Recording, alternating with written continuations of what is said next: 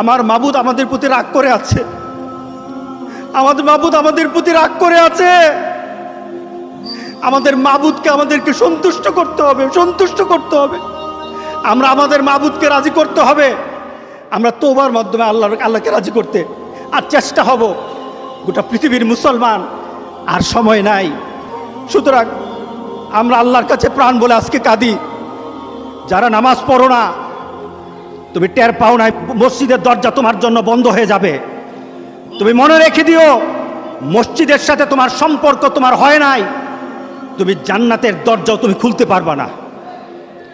তুমি এখনো বেনামাজি, এখনো সকালবেলা তুমি ঘুমাও, এখনো তুমি আল্লাহকে ভুলে আছো, এখনো তোমার কাছে তওবার কথা তোমার চিন্তাতে আসে নাই। তুমি অনেক কিছু হতে পারো, তুমি মুসলমানের কাতারে থাকবা না। তুমি অনেক কিছু হতে পারো, তুমি ইসলামের কাতারে থাকবা না। সুতরাং আমার রাসূলের কথা হলো, তওবা তো তখন পর্যন্ত। আমার আল্লাহ বলেছেন, লাইসাতিত তাওবাতু লিল্লাযিনা ইয়ামালুনা সাইয়্যাত। একটা মানুষ পাপ করার পর সে তওবাটাকে লেন্দি করে, তওবাটাকে সে দূরে সরিয়ে দেয়, মনে করে এখন না আরো পরে তওবা করব, শালি পরে করতে থাকে।